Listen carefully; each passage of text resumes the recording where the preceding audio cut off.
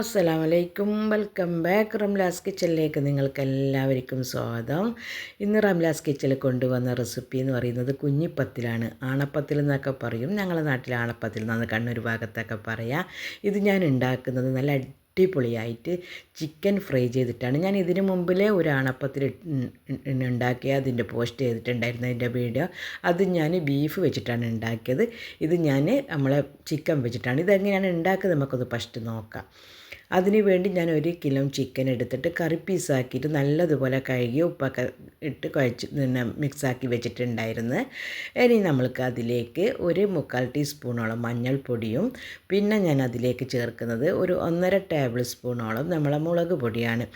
മുളക് പൊടിയും ചേർത്ത് കൊടുത്ത് 1 ടീസ്പൂണോളം നമ്മൾക്ക് മല്ലിപ്പൊടിയും ചേർത്ത് കൊടുക്കാം. പിന്നെ ഞാൻ അതിലേക്ക് ചേർത്ത് കൊടുക്കുന്നത് 1 ടീസ്പൂൺ ഇഞ്ചി വെളുത്തുള്ളി പേസ്റ്റാണ്.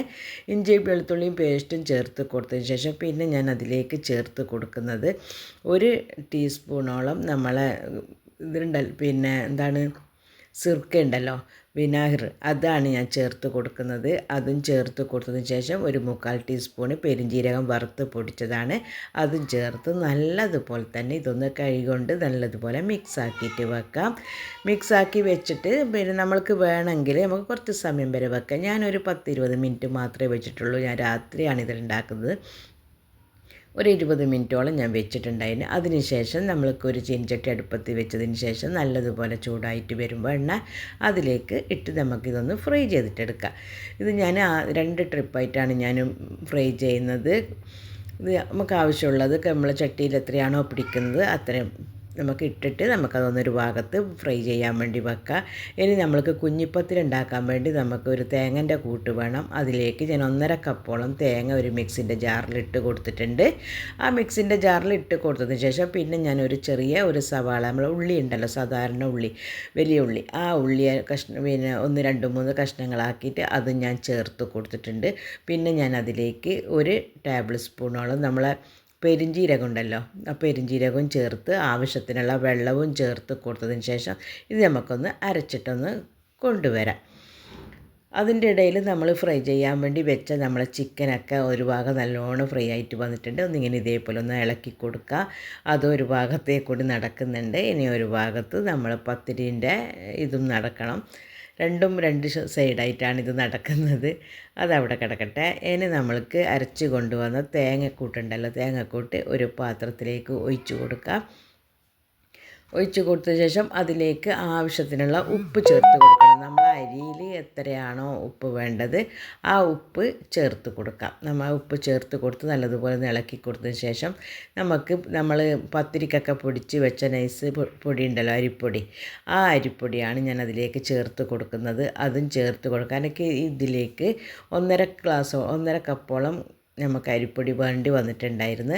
അതും ചേർത്ത് നല്ലതുപോലെ കൈകൊണ്ട് കുഴച്ചെടുക്കണം. കുഴച്ചെടുത്ത് അധികം ലൂസാകാതെ ഇതേപോലെ കട്ടിയിൽ തന്നെ കുഴച്ചിട്ട് നമുക്കിതൊന്ന് മാറ്റി വെക്കാം. ഇനി നമുക്കിതൊന്ന് ഉണ്ടാക്കാൻ വേണ്ടി തുടങ്ങാം. അപ്പോൾ നമുക്ക് റെസ്റ്റ് ചെയ്യാനൊന്നും വെക്കണ്ട. അതിന് വേണ്ടി ഒരു കയ്യിലേക്ക് ഞാൻ കുറച്ച് എണ്ണ തടവിയിട്ടുണ്ടായിരുന്നു. അതെടുത്ത് അതിൽ നിന്ന് നമ്മൾ കുഴച്ച് വെച്ച മാവിൽ നിന്ന് കുറച്ച് മാവ് എടുത്തിട്ട് ഇതേപോലെ ചെറുതായിട്ട് ഉരുട്ടിയിട്ടെടുക്കാൻ വേണ്ടി നോക്കണം. അധികം വലുതാക്കാനും വേണ്ട, അധികം ചെറുതാക്കണ്ട. ഒരു മീഡിയം സൈസിൽ ഉരുട്ടിയെടുത്താൽ മതി. ഇത് നമ്മൾ പലതരത്തിലും ആക്കും. ആദ്യകാലത്തൊക്കെ ചെറിയ കുഞ്ഞിപ്പത്തിൽ നിന്നൊക്കെ ഇതിൻ്റെ പേര് വന്നിരിക്കുന്നത്. ചെറിയ പത്തിൽ പോലെ ഇങ്ങനെ പരത്തിയിട്ടാണ് ഉണ്ടാക്കുക. ഇപ്പം പിന്നെ എല്ലാവരും ഈസി ആയിട്ട് ഓരോരോ മെത്തേഡ് ഇതേപോലെ കാണിക്കാൻ തുടങ്ങി. പലവരും പല രൂപത്തിലാണ് ഇത് ഉണ്ടാക്കുന്നത്. എന്തായാലും നല്ല ടേസ്റ്റാണ്.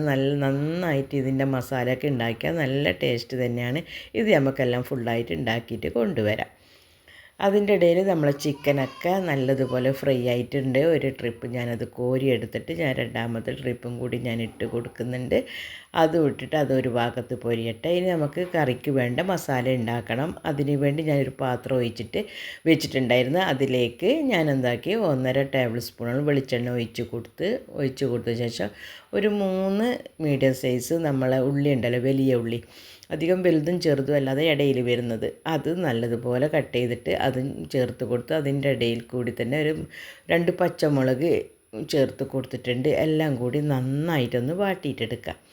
നല്ലതുപോലെ തന്നെ ഇതൊന്ന് വാട്ടിയിട്ടൊക്കെ കൊണ്ടുവരണം.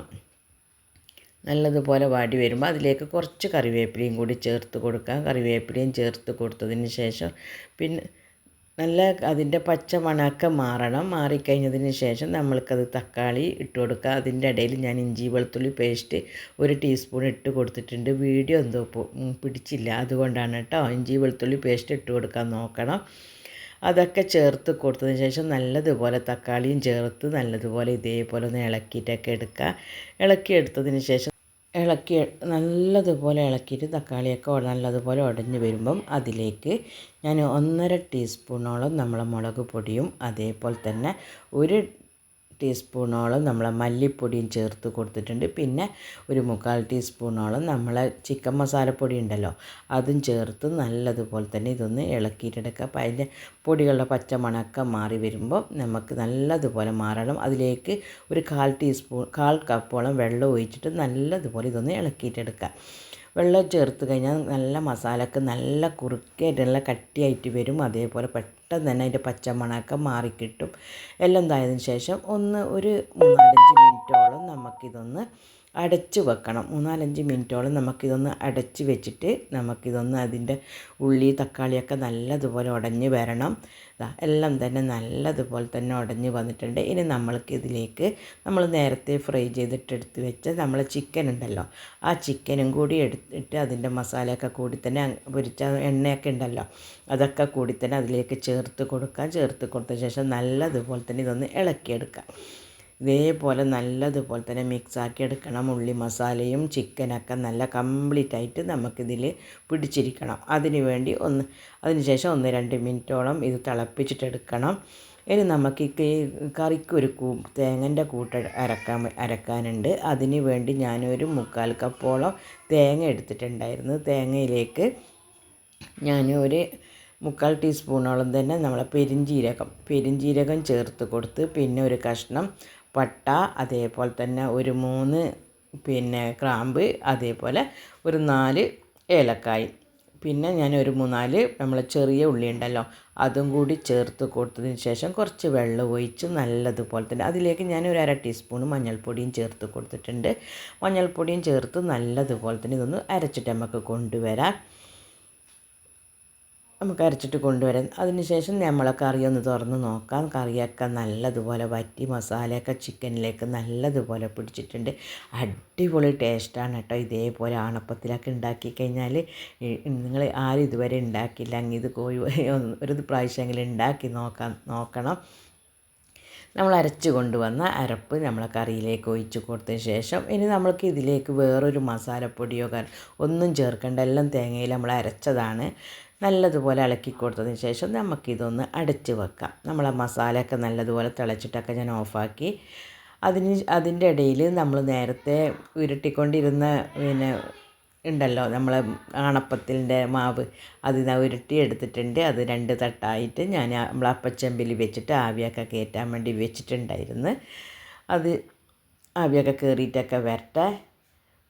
അതേപോലെ നമ്മളെ കറിയൊക്കെ റെഡിയായി. ഒരു ഭാഗത്ത് ആണപ്പത്തിലും റെഡി ആയിട്ടുണ്ട്. ഇനി നമ്മൾക്ക് എന്താ ചെയ്യേണ്ടതെന്ന് പറഞ്ഞു കഴിഞ്ഞാൽ ഈ ആണപ്പത്തിൽ തണുത്തതിന് ശേഷം നമുക്കതിൽ നിന്നൊക്കെ മാറ്റിയതിന് ശേഷം എല്ലാം തന്നെ ഇതിലേക്ക് മസാലയിലേക്ക് ചേർത്ത് കൊടുക്കുക. മസാല ചേർത്തിട്ട് കംപ്ലീറ്റായിട്ട് നമ്മൾ ഈ ആണപ്പത്തിൽ നല്ലതുപോലെ തന്നെ മസാല പിടിച്ചിരിക്കണം. എന്നാലേ നമുക്ക് കഴിക്കാൻ ടേസ്റ്റ് ഉണ്ടാവും. കുറച്ച് കറിവേപ്പിലൊക്കെ ഇട്ട് കൊടുത്ത് നല്ലതുപോലെ തിളപ്പിച്ചിട്ട് ഞാൻ നേരത്തെ തന്നെ മാറ്റി വെച്ചിട്ടുണ്ടായിരുന്നു. നമ്മൾ ആണപ്പത്തിലൊക്കെ റെഡി ആയിട്ടുണ്ട്. ഇനി നമുക്കതൊരു പ്ലേറ്റിലേക്ക് മാറ്റി കൊടുക്കുക. നിങ്ങൾക്കെല്ലാവർക്കും എൻ്റെ ഈ പൊരിച്ച കോഴിയുടെ ആണപ്പത്തിൽ ഇഷ്ടപ്പെട്ട ലൈക്ക് തരണം, സപ്പോർട്ട് തരണം, അതേപോലെ സബ്സ്ക്രൈബ് ചെയ്യുക. ഇനിയും നല്ലൊരു വീഡിയോ ആയിട്ട് തന്നെ ഞാൻ പെട്ടെന്ന് തന്നെ വരുന്നതായിരിക്കും. എല്ലാവരോടും വീണ്ടും അസ്സലാമു അലൈക്കും. Thank you.